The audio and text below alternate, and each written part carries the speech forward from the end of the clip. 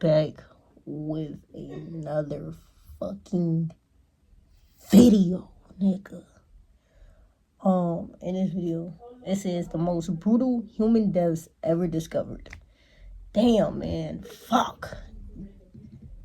These are, I just know they finna be like gruesome, gory, grotesque, all types of shit, bro. Hey, man, we finna get straight to it, bro. We are recording now. Hold on, y'all. I was just doing a paper and shit. Yeah, hella shit open. My cousin overloud. Motherfuckers gonna piss me off. Ways today? Well, if you take a look at our 300,000 years of history, you'll soon come to realize that 1,000 isn't nowhere close to cutting it. Try more like 1,000,000, if even that's enough. And through the ages, people have had to endure some pretty painful demises, some of which were definitely worse than others. But thankfully, thanks to technology and general progress, horrific endings are becoming less common than they used to be, especially because of just how tough ancient Earth was compared to now. And we can only guess what kind of bowl our ancestors had to go through. But once in a while, we don't have to, as occasionally, researchers would get really lucky at the expense of a seriously unfortunate individual.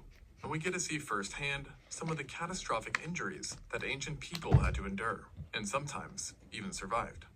But the first case definitely wasn't a survive kind of situation, and unfortunately is a mode of death still within the realm of possibility, as it was a shark attack.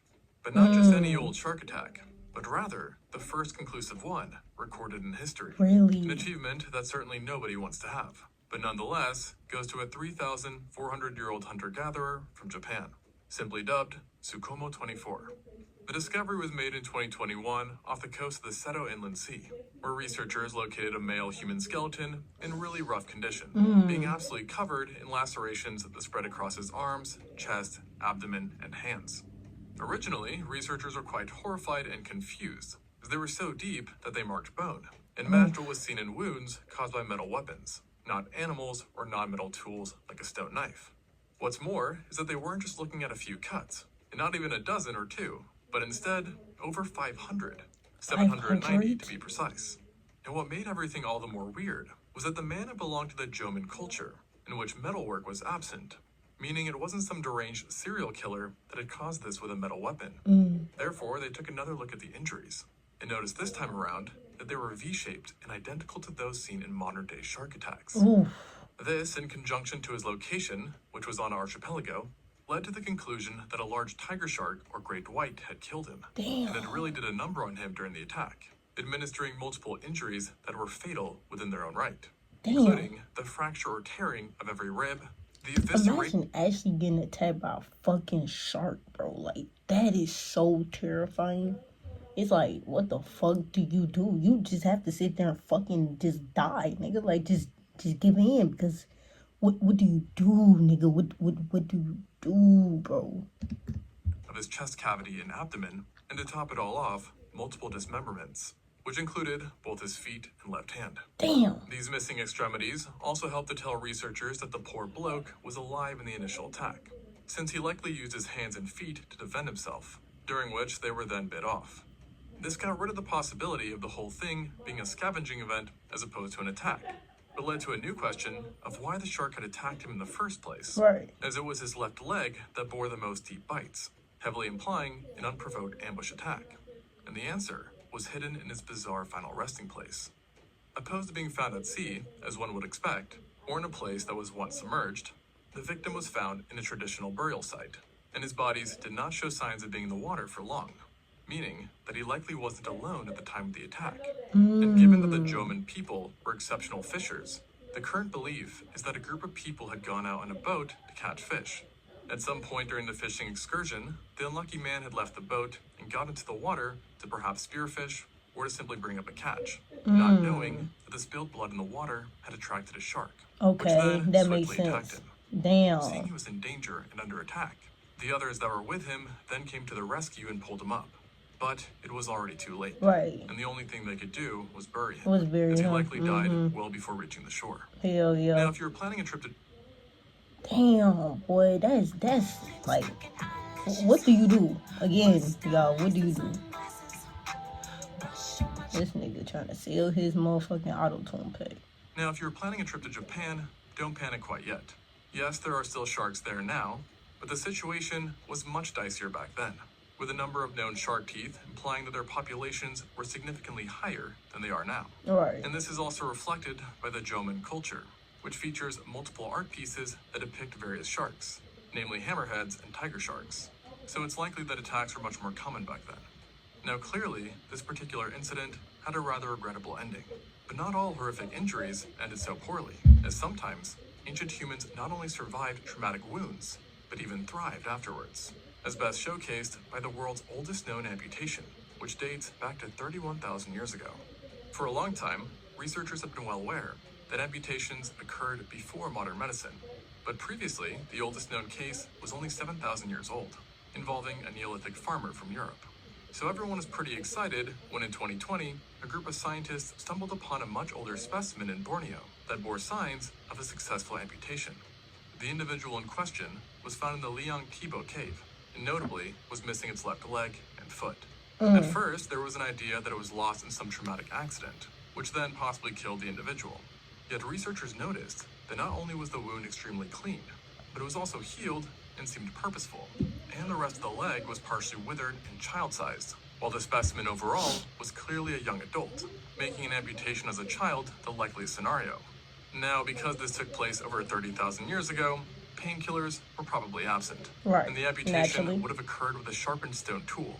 And yet somehow, the ancient surgeon not only managed to finesse their way around veins, arteries, nerves, and tissue, Naturally. but kept the area completely free of infection. That- A feat still But impressive. that's actually impressive considering there was no alcohol, no rubbing alcohol, no really like cleaning solutions for like infections, for shit to not get infected. So the fact that he kept that shit non-infected, that's impressive.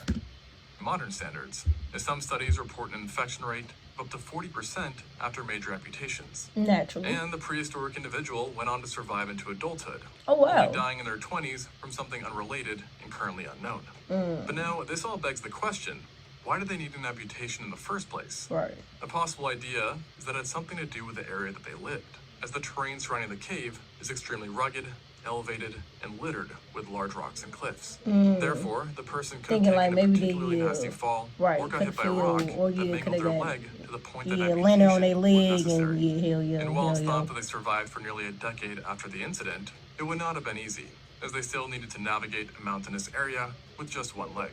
Right. And therefore, they must have relied quite a bit on others for care, demonstrating one of the earlier cases of human compassion. But alas, we also know that humans in the past, and present for that matter, Right. can be quite cruel. Hell yeah. And you know this all too well if you saw my recent video about the Neolithic bottleneck. That was a period of unusually cruel violence, which could be downright horrifying to say the least. And one of the worst cases of it was seen in the girls of St. Paul Troy, Chateau, France. This grisly discovery involved 3 women who were found buried together back in the 80s, but dated to about 5,500 years ago. And only recently did scientists unveil that a cruel sacrificial ritual had taken place. In total, 3 victims were found, and yet 2 of them were buried in very contorted positions and stuffed into very tight spaces, while being completely covered by heavy grindstones, likely meant to keep them down and from moving, signifying that these 2 had been buried alive and against their will.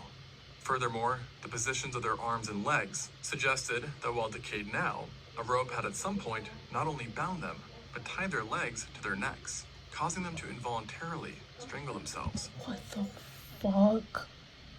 What the actual fuck? What type of silly, sick shit is this? Why would you bind their neck to their feet? Do you know how uncomfortable that is? Like, you're like literally like suffocating yourself, bro. Like, what the fuck, bro? Coincidentally, Who thought mirroring a of this? torturous killing tactic sometimes used by the Italian mafia, named incapacitamento. However, while mafias do it today for revenge against traitors, these Neolithic murders were some sort of agricultural sacrifice, as they were buried in a structure that mimicked a silo grain, and the 3rd woman was buried on top of them, unbound, and above the stones, What the presumably for symbolic purposes. What? Oh my god. No, that's sick. That's sick as fuck, bro. Purposes. The location was also quite peculiar, as it was built in a way that during the solstice, the sun would shine directly onto the silo. So in other words, whoever was behind this was quite twisted, yet unarguably well organized. Sick ass. Now, a less organized, but more strange and rare killing took place not so long before this. However, this incident occurred on the other side of the world and involved the only known prehistoric sapien to be found in a tar pit, the La Brea Woman. In case you didn't know, Los Angeles is home to the La Brea tar pits, which is actually an active paleontology site that has served as a predator trap for tens of thousands of years, as animals who got stuck in the sticky tar would in turn attract many unknowingly doomed carnivores. Right. That is believed to be up to 50,000 years old. And through the years, Damn. paleontologists have recovered thousands of iconic Ice Age specimens, like direwolves, ground sloths, saber-toothed cats, That's tough. American lions, All up in this tar mammoths, pit? mastodons, and then primates. Or rather, a primate. To be specific, a lone woman. Believed to have been between 18 to 30 years old at death, the La Brea Woman is a well-preserved skeleton that consists of cranium, mandible, and postcranial material. In life, she likely stood around 4 feet 10 inches. Or Damn, 1.5 short as meters tall. fuck. God fucking damn. 4 feet 10. Fuck. Lived some 10,000 years ago, or based on her dentistry, she sustained herself on a diet heavy in stone ground meal that apparently led to tooth issues and could have caused quite a bit of pain in life. Okay. But putting all that to the side, the biggest issue obviously had to do with her being buried in the tar pit. Right, how'd that You happen? see, this was quite odd, as Paleo-Indians were definitely well aware that such a pit was dangerous and best to be avoided, which led researchers to suspect that she had a rather nefarious helping hand in ending up there. And upon further examination, they did indeed find that her jaw had actually been broken, while her skull had been fractured and possessed a small hole in it, indicative of a powerful strike. Hell Not yeah. one that came from an animal, but rather From a a human. quote-unquote fellow Yeah. human, which if accurate, would make her LA's oldest known murder victim, given the age of the skeleton. And though highly debated, it's been hypothesized that given the location, that she had belonged to the Chumash people. Yet why she was attacked is not known, nor if the attack came from her own group over personal discourse, or if it originated from a hostile party that was looking for resources and potentially viewed her as a threat. Additionally, even though her wounds were almost 100% guaranteed to be fatal, given the level of medicine at the time, it's not clear if she had died first and then was dumped in the tar pit, or if she was thrown in there while wounded, but actually died from sinking under and suffocating in the tar. Damn. Now, obviously, Either neither way, are that good shit ways is to just go. fucked up. And honestly, I'm not sure if I'd rather get bonked or drown. And unfortunately, though, we know that definitely happened with another specimen, who is now known as the first modern human that we know of to have drowned. And ironically, he did so in one of the driest places on Earth, the That's Atacama crazy. Desert. How do you This drown harsh in and the desert? unforgiving region is found in Chile, and is perhaps the oldest desert on the planet, meaning that at any rate, this Neolithic man who dated to 5,500 years ago still lived in the area when it was absolutely bone dry. Yet his body was found in a round stone structure on top of seashells, which does kind of make sense because he lived on the coast, meaning that water was accessible. Okay. Originally, scientists weren't sure what happened to him, as he wasn't super old, being about 35 to 45 years old at the time of his death. And he didn't have any clear fatal injury or disease either. Okay, However, so he was because he relatively lived close to healthy. the sea and was buried with lots of shells, there was a thought that he drowned. But how does one figure out if a 5,000-year-old plus man drowned or didn't? Right. Just bones.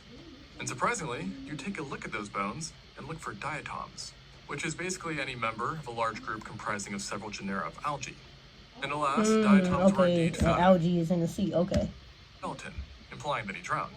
And let's just say, that's a very unpleasant sign, because the only way that diatoms can end up in one's bones is that you inhale water such that when it reaches the lungs, your pulmonary alveoli rupture, where then Damn. salt water rushes into your bloodstream before making it into your bone marrow, and Damn. hence the presence of these algae.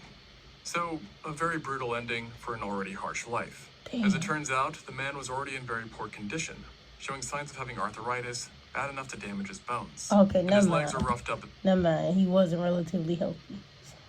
well, suggesting a life spent squatting, perhaps to harvest shells, while his arms and shoulders were further messed up, reflecting a life rich in swimming, rowing, and harpooning, which matches the assumption that he was part of a coastal community. Right. Hell And you know, yeah. just for a cherry on top, he also appeared to be extremely iron deficient, an ailment Damn. that was chalked up to a severe tapeworm infection, which can be Tapeworm? common in mishandled fish. Jesus. And just to Damn, he was all fucked Tired up. of feeling priced out of real estate? Lennar delivers quality new homes in the Chicago area at a price you can actually Come on, afford. folks. From gorgeous modern kitchens to sprawling open Well, living where's areas the skip and button? lavish bed. And just to make everything a tad bit more tragic, it turns out that he did not die alone, but with 3 others. Another male, an adult female, and even 1 infant. Damn. Radiocarbon found that all 4 had died at the same time. But how, you might So they ask? all drowned? Well, they lived in a very seismic area, and so it's believed that an earthquake and then a subsequent tsunami is what did them in. Fuck. That's a double down. First an earthquake, then a tsunami coming to finish you off and you drown? Rather peculiar is that when they tested the rest of the skeletons for diatoms, they found none, heavily suggesting that unlike the man, they had not drowned. Oh, they didn't And so drown. now, while it's still possible that an earthquake had killed them from the non-drowning related dangers, it is now less likely that a tsunami and earthquake is what did them in. And the current hypothesis is that the man just accidentally drowned, maybe while diving down to forage. Okay. While the others just happened to die around the same time and location from other causes. After all, okay. the Atacama Desert was and is a very grueling place, where it can be hot, cold, and very, very dry. Although it should be said that Earth back then was also just in general tough, disregarding location. And sometimes we humans made it more painful than it already was and had to be. I mean, just take a look at this guy, or this girl, or really any of the other 38 humans found in France with holes in their skulls. What you're looking at is not a mass murder crime scene. Is that a fucking bowling ball skull? What the fuck is going on? Oh my god. Warfare, but rather a poor attempt at surgery, also known as trepanning, which, as the skulls show, involved drilling a hole into one's head, and was perhaps Homo sapiens' first widespread surgery. Unfortunately, why did you do the that site though? in France What specifically what would possess one to even think to drill a hole in one's skull? 6,500 BC, making it one of the oldest, if not the first cases of trepanning that we know of. But it was by no means isolated, and multiple sites have been found with evidence of this strenuous procedure, supplying us with an abundance of brutal fossils, with some studies even suggesting that up to 10% of all Neolithic people underwent this treatment, if you can call it that. And in the French site, it was closer to 33%. And given the super high rates, 33%? Jesus. It was pretty safe. But no, it's about what you'd expect from drilling a hole in your head. Literally, and less than like, 40% of who the skulls thinks showed that's any signs of healing. scientifically Meaning more okay? than 60% died, with the main ways of death likely being infection, blood loss, and of course, trauma to the brain. Right, trauma to the surgeon went too brain? deep. What And the even if fuck? they were in the metaphorical clear, healing was no joke. That's like, often taking what lobe? Is that your occipital lobe that's in the back? That's like damaging, like, motherfucker had a fucking hole in his occipital lobe. Did that not damage this nigga's, like, well, that's not towards the back. That's kind of like, what is that, your temporal lobe? And even then, That's like damaging your fucking brain, bro. Plus the What the fact fuck? you had to endure the surgery itself, which definitely took place with no painkillers or anesthesia. What the fuck? Now, to do the surgery, it's thought that sharpened stone knives, or in some cases even seashells, were used to carry out the procedure. And people at virtually every age were found having done this. And so, looking at the widespread nature of this procedure, you might ask, what was the purpose of this? Please tell me. Well, basically anything, according to some. Potential reasons included spiritual purposes, treatment for epilepsy, relieving head wounds, which were more common at the time, courtesy of ourselves, or could have been done for something as simple as a headache. So basically, if you wake up in ancient times and you have a throbbing migraine, best to keep that to yourself. And So y'all thought if you had a migraine to drill a hole into your head and that was gonna stop it. What type of fucking logical sense did them motherfuckers have? And surprisingly, none. Clearly, them niggas was not logical at all. And actually is still carried out today, just with a bit more precision and only done in select cases. Not to mention, we now have much better management for the procedure and pain. And I don't even see why you have to do that. Why would you have to even put any hole inside your head? That just doesn't seem smart. And speaking of pain, that's something we seem to have left behind too. Of course, it's still a thing. But I more mean that life used to be so much more harsh and agonizing due to lesser technology. I mean, just ask the girl Ukter Moore, affectionately known as Mura by some. She is an Iron Age specimen that is also a bog body. In other words, a human that was found and sometimes naturally mummified within a peat bog. And just in case you're wondering what that is, it is a wetland that has accumulated peat, surprise surprise, and other decayed organic material. Now Mura was originally located in the year 2000, and her founders actually thought that she had been a girl that went missing after visiting a club many decades before. But after doing some testing, they realized that she was in reality a 1,000-plus-year-old skeleton who had lived in Iron Age Germany, and despite only being around 17 to 19, had endured more pain than most in their lifetime. Just about every bit of her body had some sort of damage to it, and even looking at it as a whole, researchers concluded that she must have led a life of intense physical labor, probably consisting of carrying heavy loads like water jugs as she routinely navigated through the marshlands. Then her head had not one, but two severe fractures that had healed over, demonstrating brain injuries that might have come from attacks by hostile people or even people within her own community, with her shape reflecting blunt impacts. Damn. And we do know that head trauma and violence were a bit more common during the Iron Age, but at any rate, she definitely survived that specific ordeal. Yet she likely suffered from frequent headaches and potentially other neurological symptoms. Right. And it really seems like she couldn't catch a break, because she also appeared to have a benign tumor at the base of her skull. Jesus. Goddamn. Just compounded on her I mean, at least it's headaches, benign, but while also causing a curvature in her spine, damn. leading to back pain. God fuck. Her T10 is fucked. Her T10 going to her L3 is fucked. Chronically inflamed legs, which was severe enough. Chronically inflamed legs? Jesus. And while her own body seemed to be against her, so did the environment, as there were further signs that during harsh winters, she endured frequent periods of sickness, and in her childhood had chronic malnutrition. Chronic malnutrition. Jesus, I'm surprised she's seen 17 to 19. The morphology of her bones. So in other words, each day would have been a challenge for her. Yeah, each day seemed like it was hell. Let alone survive during the Iron Age. And she clearly did not last long, because even 19 was considered below the life expectancy, which at that point hovered at around 26 years old. 26 for females? Fuck. Older, but it's believed that thankfully murder was off the table, considering that there are no clear signs. And right now, it's tentatively believed that she died in a freak accident. Yeah. However, one mystery that remains is that she was found alone and naked, with not even any objects or jewelry being associated with her, suggesting that someone had altered her body after death, and then presumably buried her into the bog. Which again makes one wonder, why? Why not just bury her on land? Right. And the answer is that maybe they were trying to hide something. And sadly, not even in death did Moore get a break. Damn. As when she was recovered back in the day, it was done accidentally after a machine had scooped up her remains, but not before ripping them into what the fuck?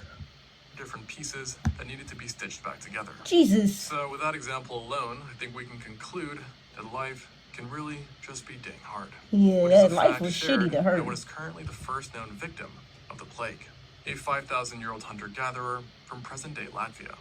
He showed signs of having died around the age of 20, and likely did so after being bitten and infected by a rodent.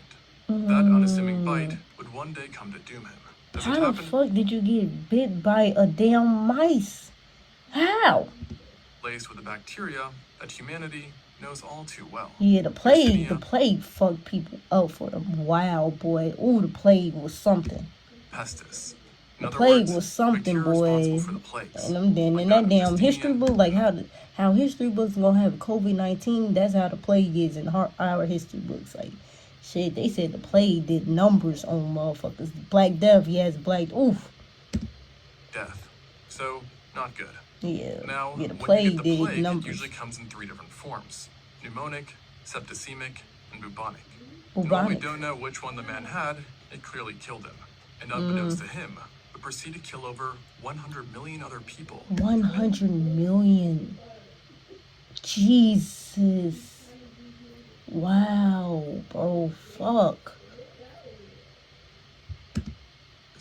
Which is crazy. I mean, seriously, nature just seemed to be more messed up back then. Hell I already yeah. know I mentioned it, but y'all had all types of seemed shit. to follow that trend, especially during the Neolithic. And there's a buffet of mimed skeletons to choose from that time. And that pun is intended because many of them showed signs of cannibalism. Additionally, we also have nicely preserved specimens that show us that one could go Y'all through eating dismemberment, motherfuckers? decapitation, being burned alive, Damn. stabbed, blood. Hold on. One could go through dismemberment, Dismemberment, decapitation, being burned alive, stabbed, bludgeoned, shot with an arrow, shot or with an sometimes arrow. What type of silly shit is combination that? of all these things together. And obviously, while violence still occurs, in many ways it is comparatively much more tame in the present. Being shot with an arrow And I should is also crazy. mention, there's also the trend of doing this to large groups, as well over 100 mass murder sites are known Jesus. throughout the world, Oh my showcasing God. ancient man's enthusiasm Y'all for was violence, just killing each other. and cruelty. Y'all were literally Maybe just the killing takeaway each other. is that for all the flaw, That is crazy, bro. Damn, man. Y'all was really just killing each other, bro. Just didn't have nothing else to do but just murk each other. For real.